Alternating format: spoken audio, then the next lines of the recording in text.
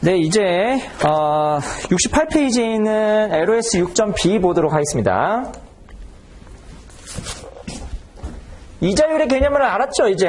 이게 이자율을 좀 더 세분화 시켜볼 거예요. 그래서 LOS 6.b에서는 여기 읽어보면 explain an interest rate as the sum of real risk-free rate.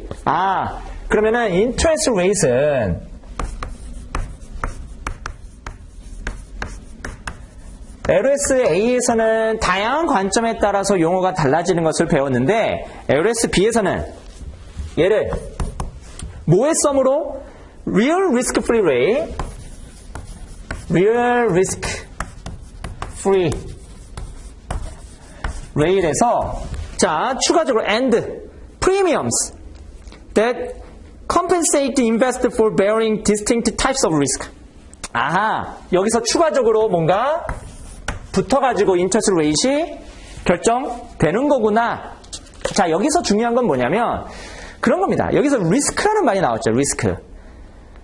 그러면은 리스크가 높으면은 이자율이 높아진다. 라는 그 대명제를 여러분들이 이해를 하셔야 되는데 제1금융권에서 돈 빌릴 때랑 그 다음에 제3금융권에서 돈 빌릴 때랑 이자율이 뭐가 더 높아요? 제3금융권이 이자율이 높죠. 왜? 왜냐면 여러분들이 만약에 제3금융권에 대해서 금융권에 가가지고 돈을 빌린다는 것 자체가 신용도가 낮기 때문입니다. 위험하기 때문이에요. 돈을 못 갚을 가능성이 높기 때문입니다.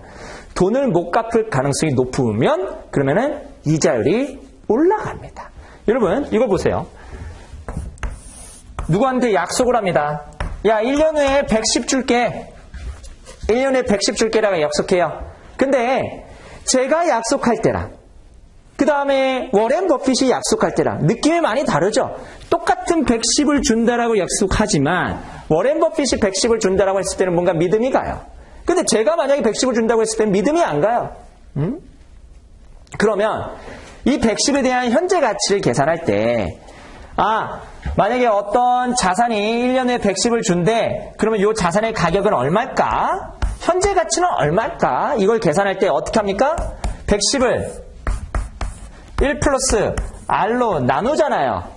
1 플러스 이자율로 나누잖아요. 그런데 이 이자율이 뭐에 따라서 다르다? 위험에 따라서 다르다. 만약에 워렌 버핏이 110을 준다고 했을 때 이 R은요. 굉장히 낮을 겁니다. 왜 낮을 거예요? 왜? 그래서 선생님 워렌 버핏이 주는 거니까 더 이자율이 높은 거 아니에요? 아니에요. 좋을수록 이자율은 낮습니다.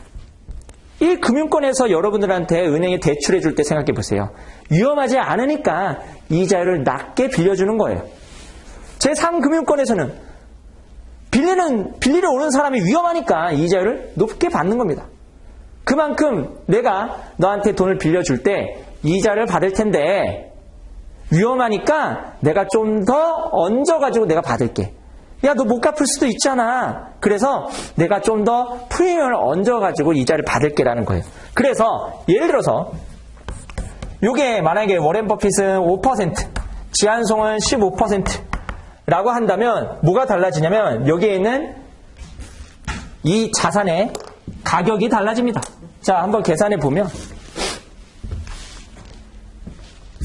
만약에 110을 1.05로 나눠요. 그럼 104.7? 여기에 104.7이 나옵니다. 104.7. 만약에 15%로 나누면 그러면은 95.6? 95.6이 나와요. 어때요? 더 가치가 낮죠. 현재 시점에서 가치가 더 낮잖아요. 위험할수록 가격이 싼 거예요. 110을 주겠습니다라고 이 약속한 권리의 가치가 위험할수록 더 싼 거라고요. 싸니까 수익률을 더 받아야 되는 겁니다. 즉 워렌 버핏이 110을 준다고 했을 때는 얘의 신뢰성이 굉장히 높아요. 근데 제가 110을 준다고 했을 때는 신뢰성이 낮아요. 계속 자포자기 하는 건가? 어쨌든 만약에 내가 위험을 감수하고 95.6을 투자했어. 95.6을 투자하면 내가 위험을 감수했는데 만약에 진짜 110을 줘. 그러면 수익률을 많이 받는 거죠. 내가 위험을 그만큼 감수했으니까. 그래서 여러분 잘 생각해야 될 게 위험할수록 수익률은 높은 겁니다. 그러니까 여러분들이 착각하는 게 뭐냐면 수익률을 생각할 때 항상 이렇게만 생각해서 그래요. 내가 100을 투자했을 때 수익률이 높으면 만약에 15%면 115를 받고 만약에 5%면 105를 받고 이럴 때는 당연히 수익률이 높은 게 좋죠. 똑같은 100을 투자했을 때 당연히 수익률이 높은 게 좋죠. 지금 그걸 얘기하는 게 아니에요. 미래에 110이라는 돈을 주기로 약속한 불확실성, 그 불확실성을 가지고 현재 시점에서 어떤 식으로 의사결정을 해야 될까라는 겁니다. 그래서 의사결정하는 데 있어서 현재 시점에서 보통 의사결정을 하니까 현재 시점의 가격을 우리가 살펴보고 얘가 위험하면은 내가 좀 더 싸게 구매를 해야 되고 안 위험하면은 좀 비싸게 거래가 될 겁니다. 아시겠죠? 국공채 이자율, 국채 이자율, 트레저리 빌 이자율 0. 몇 %, 뭐 1%도 안 되잖아요. 그렇죠? 요새 1%보다 많이 해주는 국공채 있으면 뭐 좋은 채권입니다. 좋은 채권. 보통 1%보다 안 되잖아요. 그렇죠? 만기에 따라서 또 다르긴 하겠지만 어쨌든 안전한 채권은 이자율이 낮아요. 그런데 부실채권 이런 것들 보세요. 부실채권도 부실채권 나름이죠. 어쨌든 그런 이자율, 그런 부실채권에 대한 그 수익률, 이자율은요 높잖아요. 그럼 좋은 채권이에요? 부실채권인데 제가 방금 부실채권을 얘기했잖아요. 수익률이 높은데 그러면 안 좋은 채권이에요? 안 좋은 채권이라고요. 수익률이 높다라는 것은. 그러니까 이렇게 생각하면은 우리가 수익률이 높은 게 좋지만 우리가 앞으로 생각할 때는 이러한 관점으로 좀 생각해야겠다. 미래의 현금 흐름을 현재 시점에서 어떻게 생각하는지. 아시겠죠?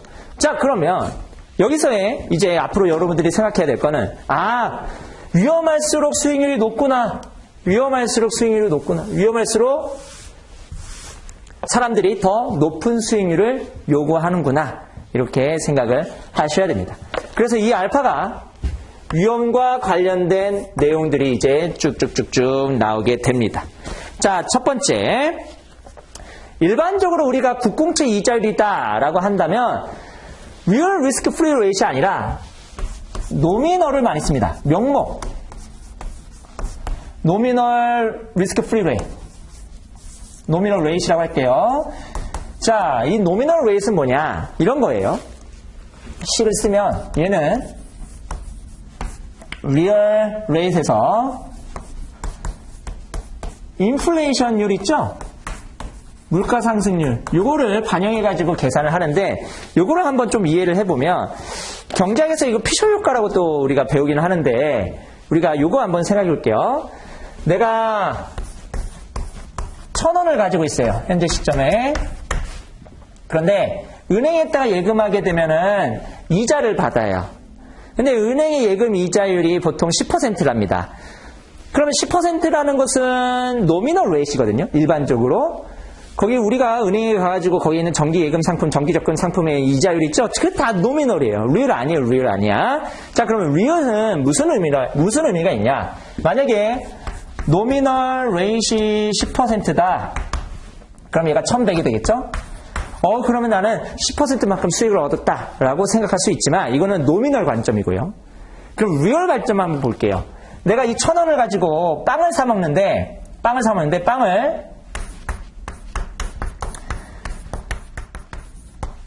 한 개의 가격이 예를 들어서 뭐 100원이에요. 100원. 그러면 몇 개 사 먹을 수 있어요? 10개 사 먹을 수 있죠. 그쵸? 빵 가격이 지금 100원이라면 10개 사 먹을 수 있죠. 그런데 빵 가격 올랐어. 빵 가격 인플레이션 물가 상승이 10%야. 그래서 110이 됐어. 그러면은 몇 개 사 먹을 수 있어요? 나 똑같이 10개 사 먹을 수 있죠. 이게 바로 리얼입니다. 그러면 실질적으로 내가 소비하게 되는 빵의 개수는 똑같잖아요. 달라지는 게 없잖아요. 내가 은행에서 10% 이자를 얻었지만 내가 살 수 있는 물건의 양은 똑같아지는 겁니다. 이게 바로 리얼의 개념입니다. 아시겠죠? 그래서 노미널은 인플레이션에서 리얼을 더한 값이라고 우리가 생각해서도 되는데 나중에 피셔 효과 가면은 좀 더 복잡해지지만 어쨌든 뭐 이렇게 여러분들이 나름대로 그냥 그 근사값으로 근사식으로 좀 생각하시면 좋을 것 같습니다. 어쨌든 지금 여기서는 노미널 레이트는 리얼 레이트에서 인플레이션을 더한 값이다. 물론 사실은 요거거든요.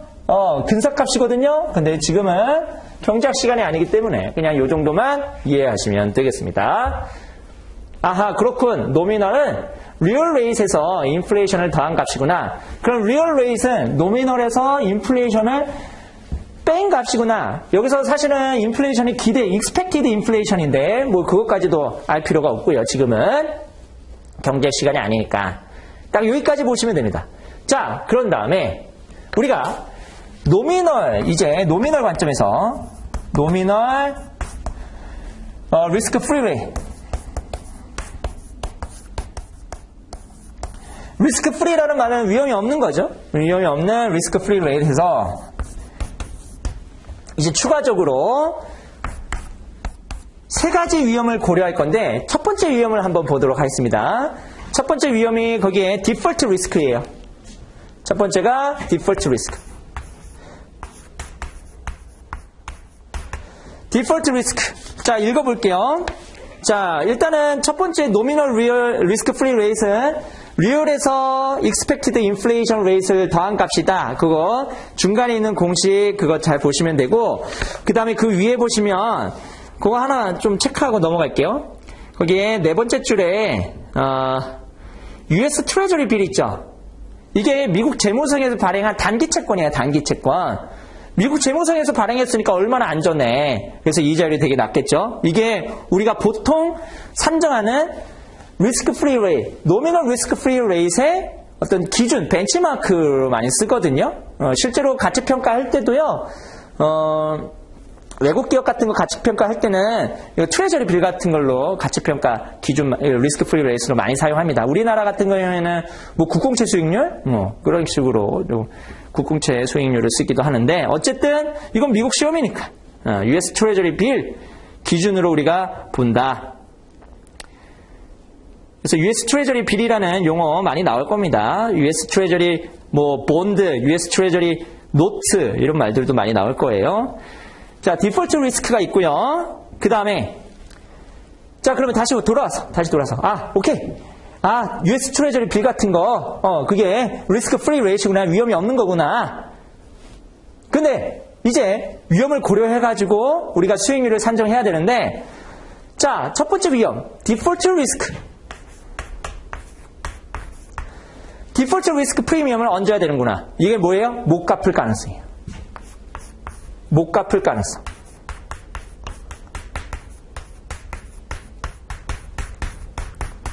못 갚을 가능성이 높으면 그러면은 이자율이 높아지겠구나. 당연하죠. 우리가 지금까지 리스크를 이렇게 생각했잖아요. 디폴트 리스크로.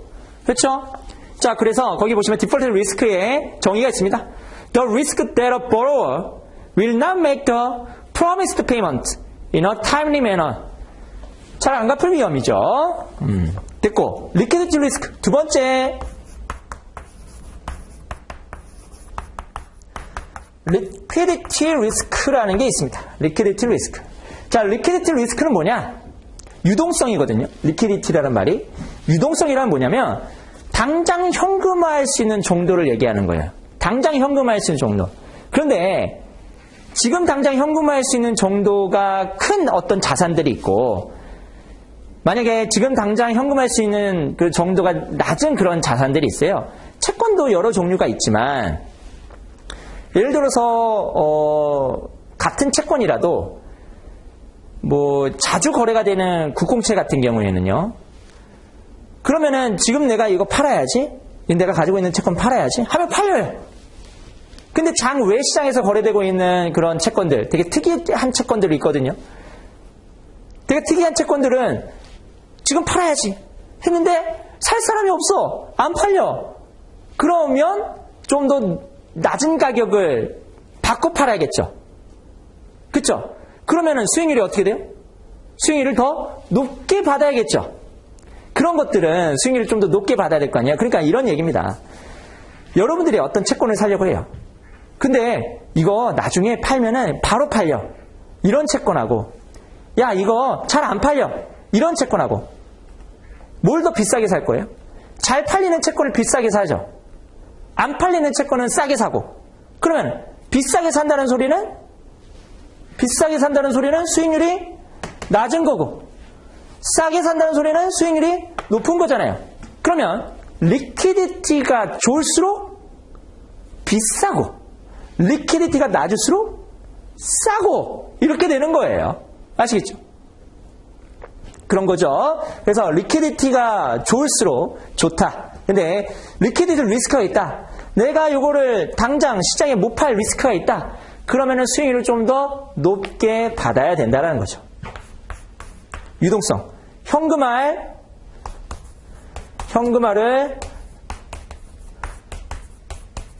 못할 위험입니다. 현금화를 못할 위험. 됐죠? 그래서 더 싸다. 이런 것들은 싸게 거래가 될 수밖에 없다. 그래서 the risk of receiving less than fair value. fair value가 시장 가치예요. 공정가치, 회계 용어인데 공정가치보다 낮은 가격으로 받는 그런 리스크를 얘기합니다. 됐죠? 그래서 금매 같은 거 부동산 금매 같은 거 생각하시면 또 이해가 좀 잘 될 거예요. 리퀴디티 리스크. 됐고, 그 다음에 머추어티 리스크. 머추어티 리스크는 만기 위험입니다.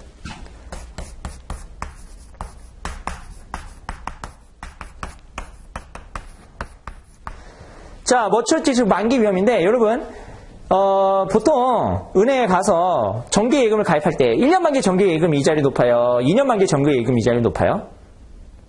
보통 이자율이라는 거는 1년 단위로 표시하잖아요. 그러면 1년 단위는 10% 줍니다 라고 했을 때 2년 단위는요.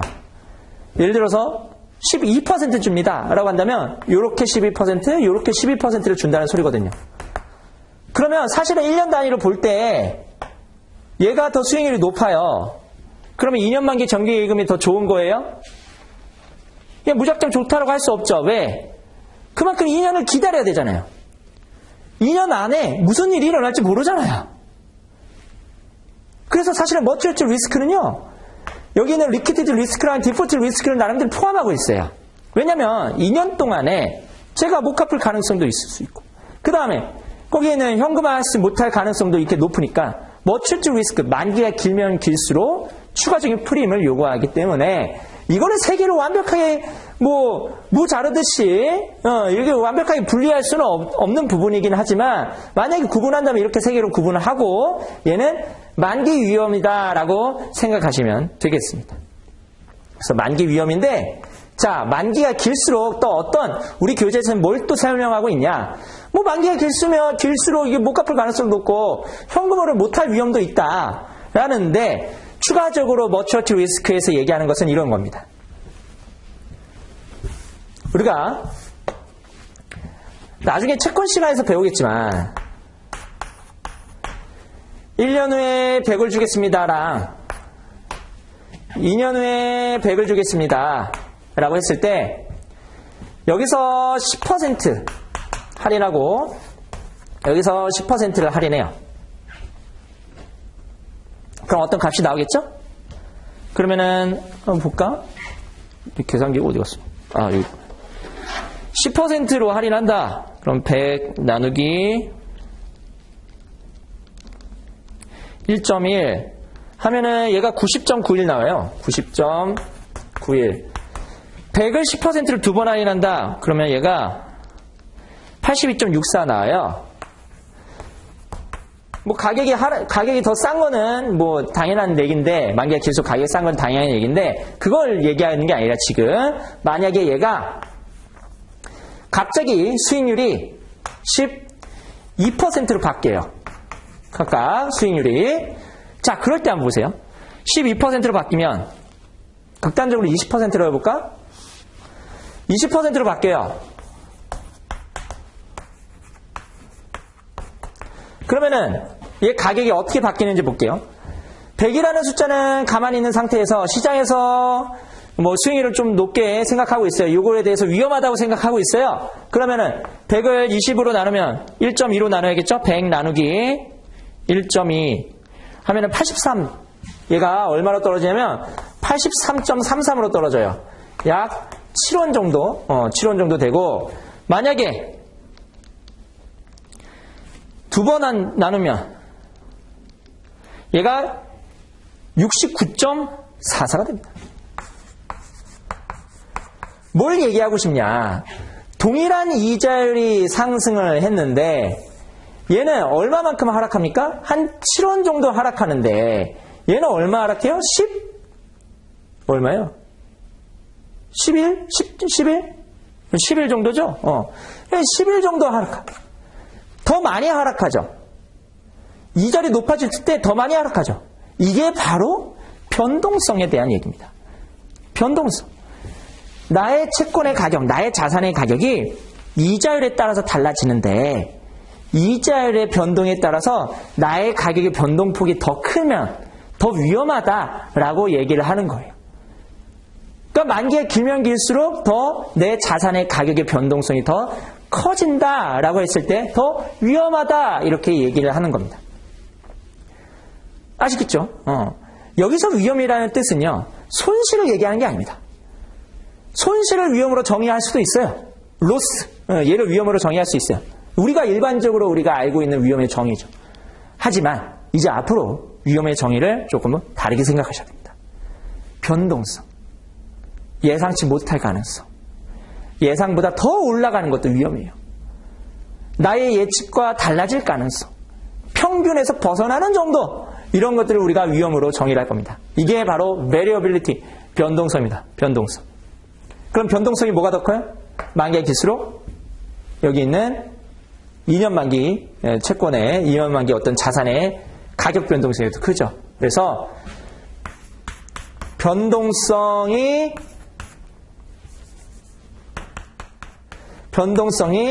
커진다라는 것도 하나의 위험이 될 수 있다라는 거예요.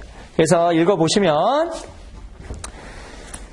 어쩌고 저쩌고 되어 있지만 여기에 보시면 첫 번째 줄 끝에 maturity risk의 첫 번째 줄 끝에 the prices of longer term bonds 더 길수록 채권의 만기가 길수록 or more volatile 뭐라고 되어 있어요? 더 변동성이 심하다 than those of shorter term bonds 짧은 것보다 긴 게 더 변동성이 심하다 이렇게 되어 있죠. 그래서 요 세 가지 리스크를 고려해가지고 실제로 시장에서 수익률이 정해지는 겁니다. 아시겠죠? 채권 등급도 뭐 트리플 A부터 시작해가지고 뭐 더블 A, 그 다음에 뭐 더블 B 이렇게 나오잖아요. 그러면 만기가 똑같다. 예를 들어서 2년 만기 어떤 채권인데 트리플 A랑 더블 B 같은 경우에 어떤 걸 가지고 얘기할까요? 요 채권 등급은 요거 아니에요? 못 갚을 가능성? 디폴트 리스크? 디폴트 리스크에 따라 가지고 이 등급이 나눠지는 거잖아요. 그렇죠? 유동성도 어느 정도 영향을 줄 수 있겠지만 유동성보다는 이 등급은 사실 디폴트 리스크예요. 아시겠죠? 그 다음에 장외 시장에서 거래되고 있는 자산의 가격과 그 다음에 장내 시장에서 코스피에서 거래되고 있는 어떤 자산의 가격은 뭐가 더 똑같은 뭐 어떤 주식이라고 하더라도 장내에서 거래하는 거랑 장외에서 거래하는 거랑 가격이 다르죠. 뭐가 더 싸요? 장외에서 하는 게 더 싸요. 수익률이 그만큼 더 높다라는 거예요. 장내에서 할 때는요. 갑자기 가격이 올라가요. 왜? 유동성이 좋으니까. 코스피라는 게, 코스닥이라는 게 뭐예요? 이거는 유통시장이에요, 유통시장. 제3자랑 막 거래할 수 있는, 거래가 굉장히 용이한 시장이 바로 여기 있는 코스피, 코스닥 시장이죠. 그래서, 유동성은 장내랑 장외를 비교하는 게 가장 또 좋은 것 같고요. 그 다음에, 같은 트리플 A라도 2년 만기랑 5년 만기 수익률이 다 달라요. 뭐가 더 커요? 일반적으로는 5년 만기가 더 커요. 왜? 위험하니까. 변동성이 크니까. 이런 것들을 좀 생각하시면 좋을 것 같습니다. 여기서는. 됐죠? 그래서 다 뒤에 나오는 개념입니다. 채권 공부할 때도 또 나올 거고요. 앞으로 많이 등장하는 개념이니까 이런 것이 있구나 정도 생각하시면 됩니다. 사실 이 위험은요. 본드에 대해서 우리가 얘기를 할 때 많이 쓰는 어떤 그 위험이고요. 우리가 나중에 뭐 CAPM이라든지 주식에 대한 위험을 얘기할 때는 좀 달라요. 주식의 위험은. 근데 자산의 속성에 따라서 리스크를 정의하는 게 좀 많이 다르다고요. 그렇기 때문에 나중에 뭐 드리버티브나 이런 것들을 또 배울 때 조금 다른 각도로 또 리스크를 생각하실 수 있을 겁니다. 지금은 뭐 간단하게 이렇게 보시면 될 것 같아요. 됐죠? 자, 그 다음에 이제 그 LS 6.B 맨 하단에 보시면 required interest rate on a security 어떤 자산의 가격의 요구 수익률은 뭐 interest rate이죠. 얘는 nominal risk free rate에서 default risk premium, liquidity premium, maturity premium 이거를 더한다. 됐죠? 그래서 그거씩 체크해 주시면 되고요. 그 다음에 LS 6.C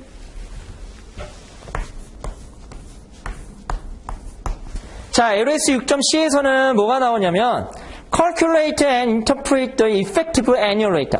effective annual rate이라는 용어가 등장합니다. effective annual rate. 그러면 얘는 뭐냐?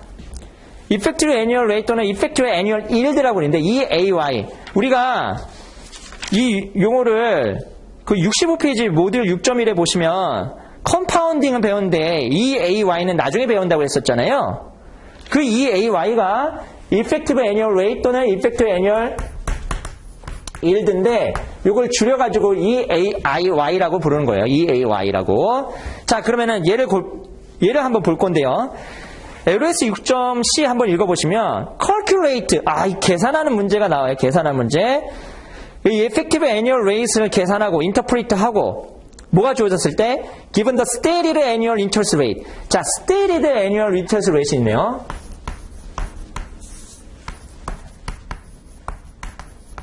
stated rate라고 할게요. 그냥 줄여서. 그러면 얘가 뭔가 공시되어 있는 이자율 느낌이고 얘가 실제로 얻게 되는 수익률의 개념이다. 이렇게 일단은 생각하시면 돼요. 얘는 어떤 공시되는 이자율이고 얘는 실제 수익률의 개념이라고 생각하시면 됩니다. 그리고 effective annual rate를 고려할 때는요. compounding effect를 항상 우리가 생각할 거예요. 자, 용어 정리가 위에 있는데요. 일단은 우리 바로 이그제플 볼 거예요. 우리가 calculate라는 게 있으면 LOS에 바로 이그제플 가가지고 계산을 한번 해볼 겁니다. 자, 그럴 때 이거 한번 볼게요. 이그제플 computing EAR. computing EAR. 자, stated annual rate 12%입니다. 그러면 얘가 stated annual rate. stated annual rate. 얘가 10%라고 되어 있어요. 12%라고 되어 있어요. 그때 compounded quarterly랍니다. 분기마다. 그러니까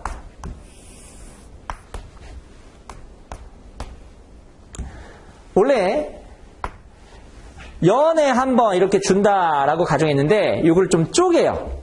그럼 분기마다 0.25, 0.5, 0.75 이런 식으로 쪼개가지고 우리가 나오는데 예를 한번 들어볼게요. 만약에 내가 100을 투자했어요. 만약에 중간에 쿼터리로 지급하지 않고 애니얼로 지급해요. 그러면은 어떻게 돼요? 100 곱하기 1 플러스 12% 해가지고 112가 되죠.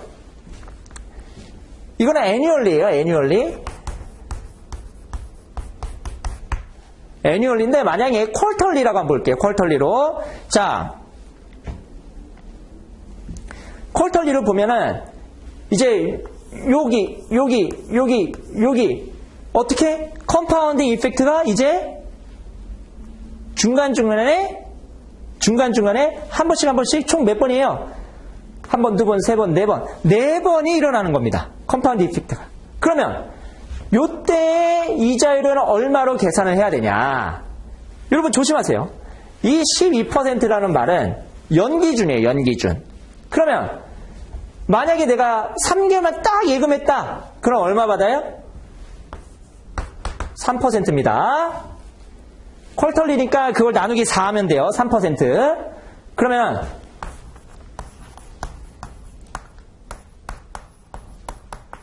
콜털리로 하게 되면은 여기가 12% 나누기 4 해가지고 3%가 계산이 되는 겁니다. 됐죠? 자, 그러면 이제 계산해 볼게요.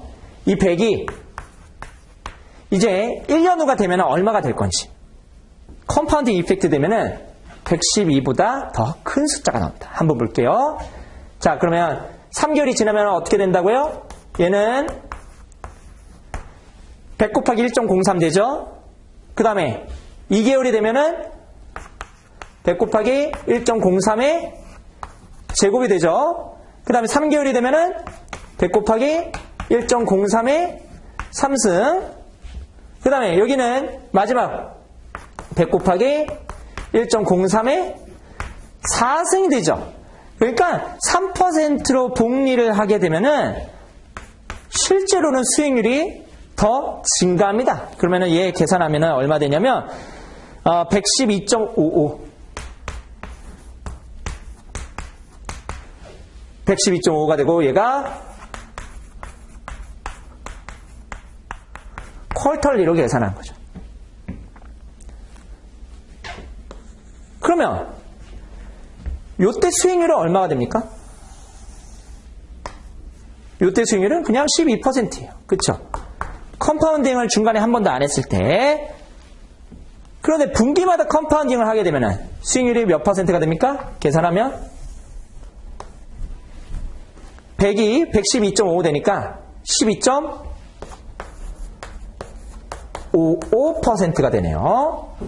오, 그러면 우리가 이제 스테이드 레이트이 12%라고 일정할 때 만약에 애뉴얼리로 하게 되면은 스테이드 레이트과 이펙티브 애뉴얼 레이트이 똑같아요.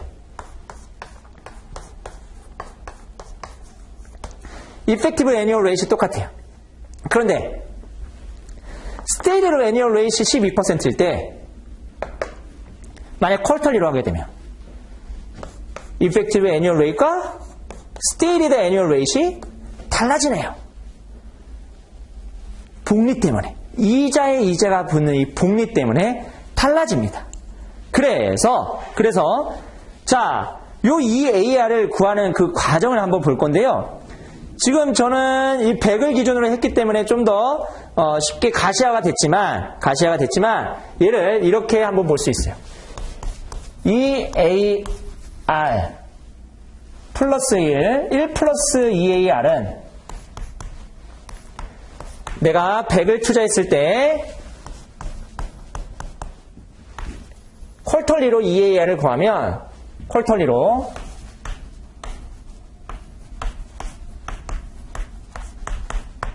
구하면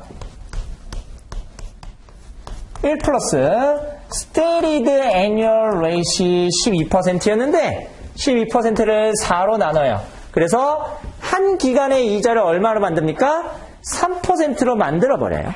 한 기간의 이자를 3%로 만들고 그 다음에 4번 가면 되죠. 1, 2, 3, 4 해가지고 4번 이렇게 보내면 그러면 이 공식이 완성이 되고 100을 없앤 다음에 EAR로 정리를 하면 어떻게 됩니까? 1 플러스 Stated Annual Rate에서 4로 나눈 다음에 4승하고 마이너스 1을 해가지고 최종적으로 EAR 구하시면 돼요. 그러면은 만약에 여기가 12%다. 그러면 1 플러스 12%를 4로 나누고 이 4를 4승 해가지고 1.03에 4승한 다음에 마이너스 1을 해주면 되죠. 됐죠? 자, 그러면은 우리 재무형 계산기로 요거를 구할 수 있을 거예요. 어떻게? 자, 요거 11% 나누기 4 하면은 0.03이잖아요. 그럼 1.03 누르고, 어이구. 여러분? 전원이 안 들어오네? 들어왔어요. 자, 1.03 하고,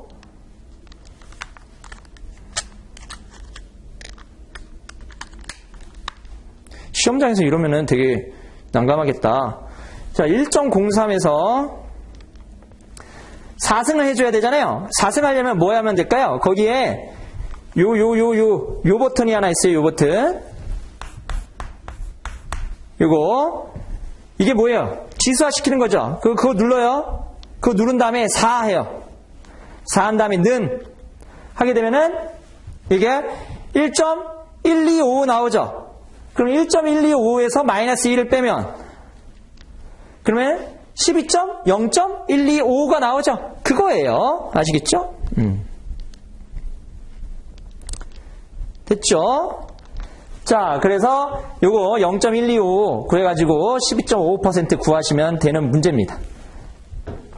이게 바로 실질적인 수익률 Effective Annual Rate예요. 됐죠? 거기 정의만 한번 밑줄 그어볼게요. 69페이지 맨 위에 보시면 거기 Effective Annual Rate 또는 Effective Annual Yield라고 표현되어 있는 거 있죠. 그래서 Yield라는 말이 우리나라 말로 수익률이에요.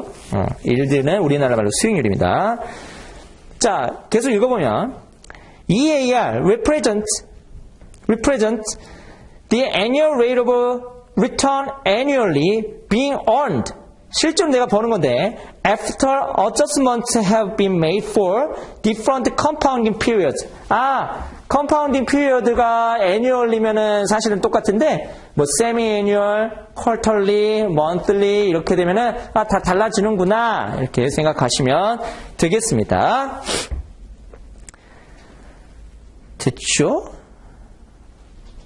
그래서 공식이 거기 하나 있어요. 공식이 EAR은 여기에 보시면은 요거를 뭐라고 썼어요? 공식에서 Stated Annual Rate에서 4로 나눈 값 이거를 Periodic Rate이라고 썼어요. Periodic Rate. 그러니까 실제로 한 기간의 이자율이 얼마가 되냐 그거를 나타내는 거고 거기서 M승을 하게 되면은 그러면 1 플러스 EAR이 나오고 거기서 마이너스 1을 하게 되면은 EAR이 나오겠죠. 그 공식 기억하시면 되고요. 자, 그 공식을 이용해가지고 69페이지 하단에 있는 이그젬플을 또 연습을 해보도록 하겠습니다. EAR을 구하는 거예요. 실질 수익률을 구하는 거예요. 실질 수익률. Stated Rate 6%입니다. 근데 이거를 컴파운딩을 할 때 세미애니얼로 줄 때, 쿼터리 줄 때, 먼슬리 줄 때, 데일리 줄 때 다 다르다라는 겁니다. 다 다르다. 그래서 그거를 일일이 계산한 게 그 밑에 있어요. 그러면 만약에 세미애니얼이다. 그러면 어떻게 6%니까 1 플러스 6%를 세미애니얼이니까 1년에 2번이잖아요. 2번 컴파운딩이. 그래서 요거를 2승하고 마이너스 1을 해가지고 구하시면 되죠. 그 다음에 만약에 쿼터리다. 그러면 6%를 뭘로 나눠요? 4로 나눠요. 4로 나눈 다음에 4승 한 다음에 마이너스 1을 하면 되죠. 그 다음에 monthly 컴파운딩 한다. 그러면은 1 플러스 6%를 12로 나눠요. 12로 나누고 12승 한 다음에 마이너스 1을 합니다. 그 다음에 만약에 데일리다. 그러면 6%를 365로 나눠요.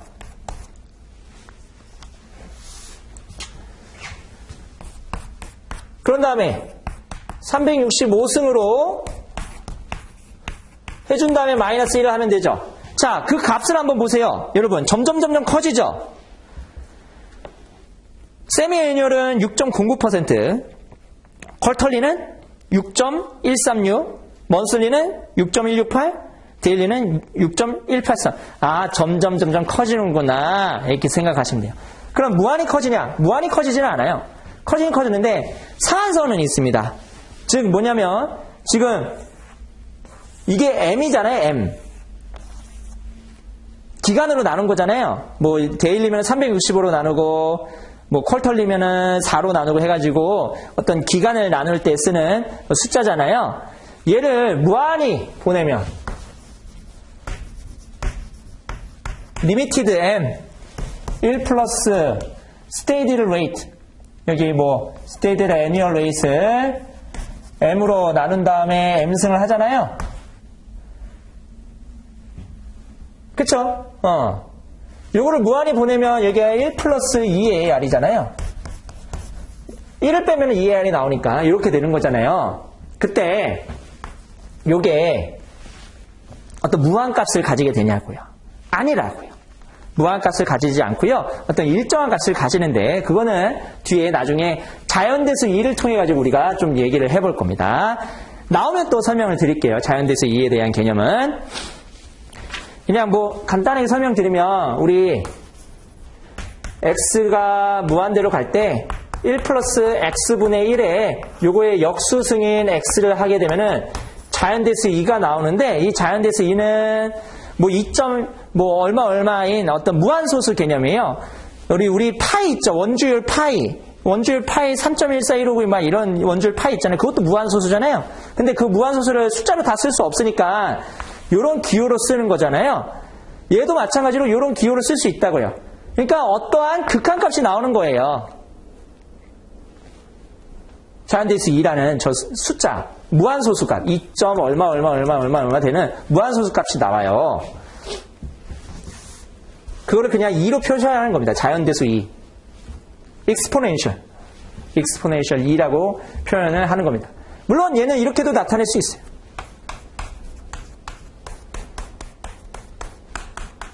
이렇게 해도 자연대수 2가 나옵니다. 이게 수학이고요. 근데 나중에 이거를 활용할 거예요. 재무형 계산기에서. 그래서 요거를 자연대수 2를 통해 가지고 조금 우리가 변형을 해볼 겁니다. 지금 설명을 드려야 나중에 또 설명드릴 때 또 이해가 되겠죠? 요거 한번 변형을 해볼게요. 자, 요거에 역수를 여기다가 한번 취해볼게요. 자, 요거에 역수를 취한 다음에 얘랑 똑같이 만들어주고 싶어서 어떻게 하냐면 여기다가 SAR, Stated Annual Rate에서 곱하면 요거 약분되니까 위에 거랑 똑같이 되죠. 그런데 요게 뭐예요? 요게 뭐라고요? 자연대수 2라고요. 그럼 자연대수 2에 SAR승이 나옵니다. 요게 1 플러스 2AR이 되고요. 또 한 번 더 설명드릴 거예요. 어쨌든 M을 무한히 증가시켰을 때 어떤 일정한 값이 나온다 이렇게 생각하시면 됩니다. 무한값이 나오는 게 아니라 일정한 값이 나온다. 자, 그래서 69페이지까지 해서 Effective Annual Rates 이거 구하는 그 과정 잘 기억해 두시면 되겠습니다. 컴파운딩 효과 때문에 그래요. 그러니까 연더블 컴파운딩 아니죠. 이거는 1년 안에 어떤 기간에 대한 컴파운딩이죠.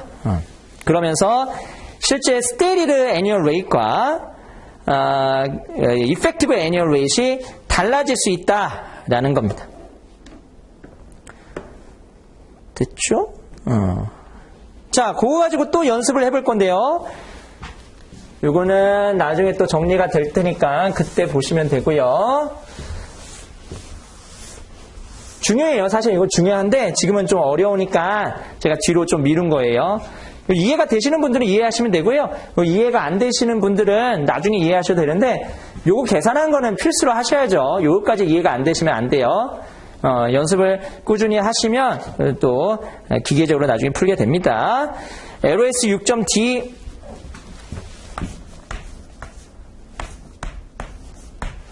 자, LOS 6.D 뭐예요? Solve time valuable money problem for different frequencies of compounding. 우리가 frequency가 다르다. 뭐 세미 애뉴얼이냐 쿼터리냐 이게 다를 때 어떤 식으로 이제 우리가 화폐의 시간치를 통해서 프레젠트 밸류라든지 아니면은 퓨처 밸류를 계산할 수 있는지 그거를 한번 보는 겁니다. 이그젬플 한번 볼게요.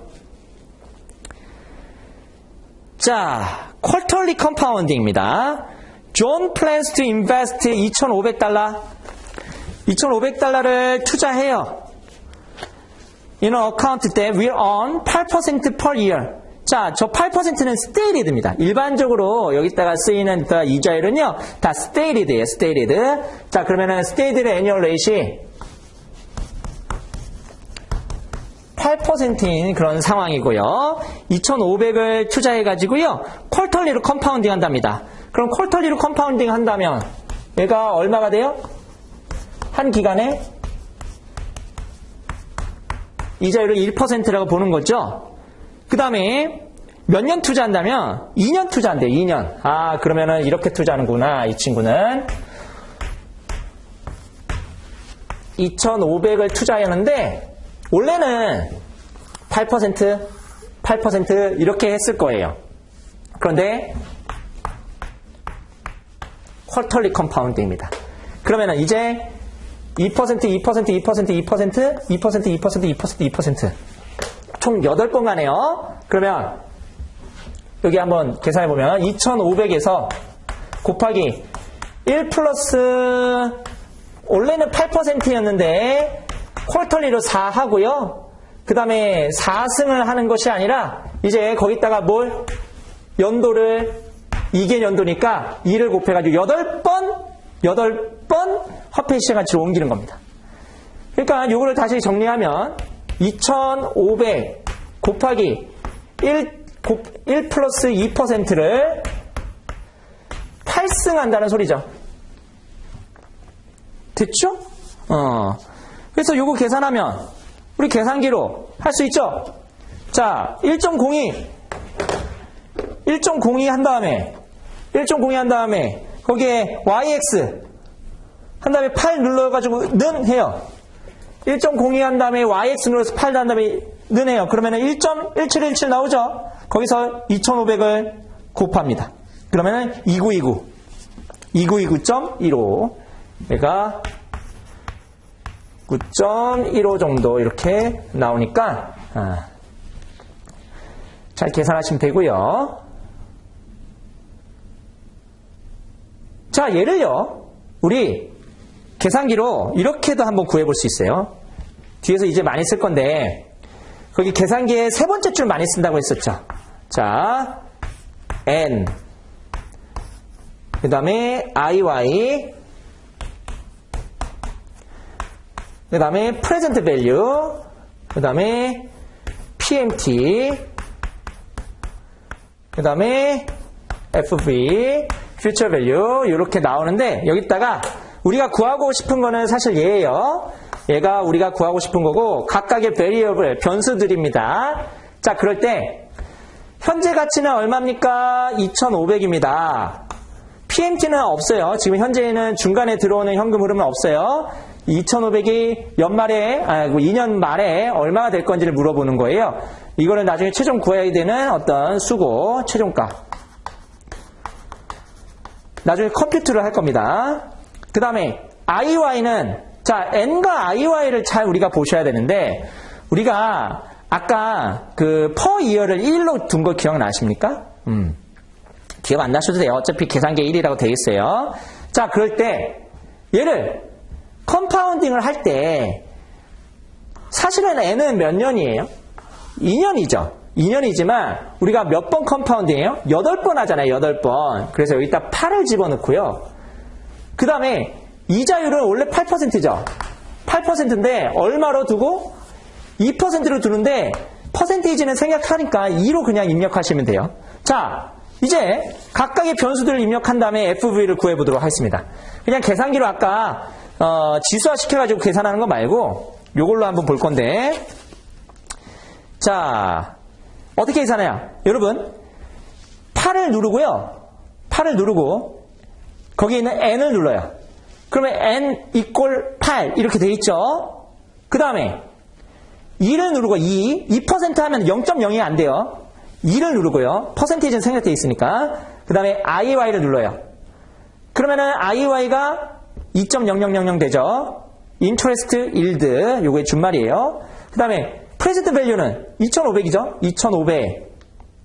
2500하고 PV 누르고 0 누르고 PMT 눌러도 되고요. 안 눌러도 되는데 일단은 0 누르고 PMT 0.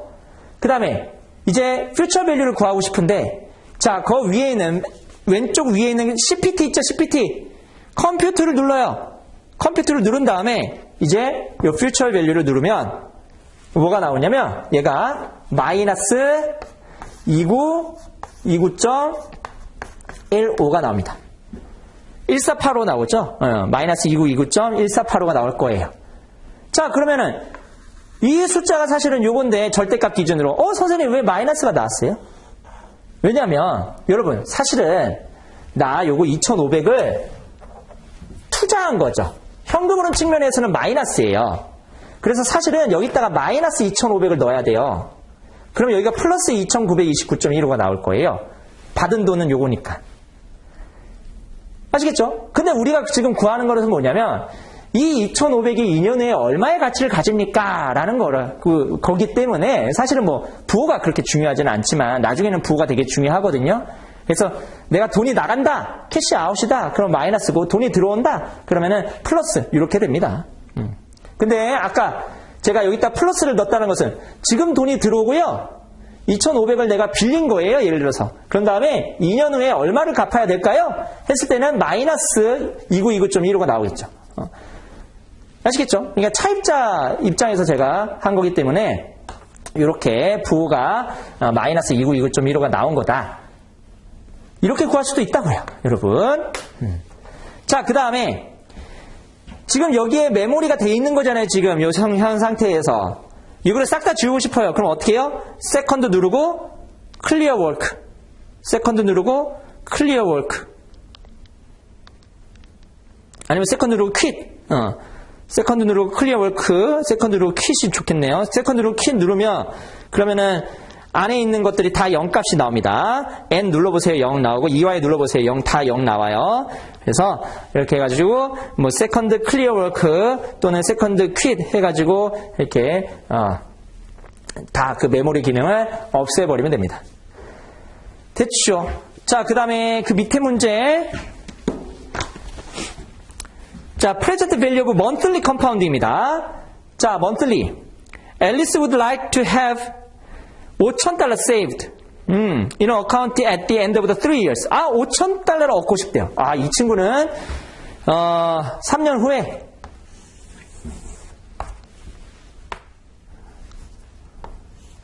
(1, 2, 3) 3년 후에 얼마를 얻고 싶냐면 5,000을 얻고 싶다는 거예요. 5,000달러를. 자, 그 다음에 if the return on the account is 9% per year, 그러면은 stated annual rate이 9%인 상황이고요. 그 다음에 monthly compound입니다. monthly compound니까 1년 기준으로는요. 1년 기준으로는 얼마가 되냐면 9% 나누기 그 월 기준으로 1개월 기준으로 얼마 되냐면 0.75%가 되네요. 0.75%. 됐죠? 자, 그러면 얘가 monthly니까 이렇게 될 거고, 여기에 현재 가치를 구하는데 이 현재 가치 어떻게 구합니까? 여러분, 미래 가치는 현재 가치에서 곱하기 1 플러스 여기 있는 어떤 이자율, 거기 뭐라고 했었냐면 periodic rate, periodic rate 한 다음에 거기에 얼마 이렇게 곱하죠. 뭐 지수까지 해가지고 하면은 이게 future value가 나오는데, 그러면 요거는 얼마예요? 실제로 몇 번 컴파운딩 되는 겁니까? 몇 번 컴파운딩 되는 거예요? present value에서 곱하기 1 플러스 0.75%를 몇 번 컴파운딩해요? 12번 아니죠? 12번에 곱하기 3 해가지고 36번입니다. 36번. 그게 5천이 되도록 만드는 현재 가치, PV. 얼마를 예금해야 나중에 5천이 되겠습니까? 라는 겁니다. 그리고 monthly compounding으로. 그러면 어떻게 하면 돼요? 5천 나누기 1.0075에 36승을 하게 되면 이게 present value가 나올 겁니다. 아시겠죠? 자, 그러면 1.0075에 36승을 먼저 해볼까요? 1.0075에 yx 한 다음에 36 하면 그러면 1.3086 나오죠? 1.3086 그럼 여기가 1.3086 그럼 5천 나누기 이제 5천 나누기 1.3086 하게 되면은 PV가 얼마 나오냐면 3820.87 단수 차이가 있어요. 우리 그 계산할 때 3820.87 단수 차이기 때문에 조금 차이가 나는데 우리 교재에서는 거기서 뭐 이렇게 구했네요. 우리 교재에서는 여기 요거부터 했어요. 1.0075에 12승부터 이게 했어요. 그럼 1.0075에 12승을 하게 되면 1.093807 나오고 그거에 3승을 한 게 이게 디스카운트 해야 될 대상이잖아요. 그쵸? 디스카운트 해야 될 그 분모에 들어갈 숫자잖아요. 그쵸? 그게 1.3086 정도 이렇게 나오는 겁니다. 그래서 이렇게 계산하시면 되고 비슷한 숫자 나오면 그거 쓰시면 돼요. 어차피 보기가 3개 중에 하나니까 이게 생뚱맞게 뭐 엄청나게 이렇게 미묘한 차이로 이렇게 답을 이렇게 가르지는 않으니까. 됐죠? 그래서 요거 구하시면 되는데 이렇게도 한번 볼까요? 요걸로 한번 구해볼까요? 요걸로. 자, 아까 클리어 워크하고 클리어 퀴트 했죠? 자, 클리어 워크하고 클리어 퀴트 했어요. 지금 우리가 구해야 되는 거는 뭐예요? 프레젠트 밸류를 우리가 구해야 됩니다. 요거를 구해야 돼요. 요거를. 자, 그때 PMT 0 넣고 n에다가 뭘 넣어야 돼요? 36 넣어야 되겠죠? 36번 컴파운드입니다. 그리고 여기는 0.75 넣어야 되죠. 0.75%니까 7호 넣고 퓨처 밸류 5,000 이렇게 딱 넣고 그런 다음에 컴퓨터 PY 한번 해보세요. PV 해보세요. 이거 연습하는 겁니다. 36N 그 다음에 0.75 퍼센트 하지 말라고 했어요. 0.75예요. 0.75 한 다음에 IY PV는 우리가 구해야 되니까 건너뛰고 그 다음에 PMT 0 굳이 안 넣어도 돼요. PMT 무시하고 퓨처 밸류 5,000 한 다음에 퓨처 밸류 하고 그 다음에 컴퓨트 PV 하면은 3820.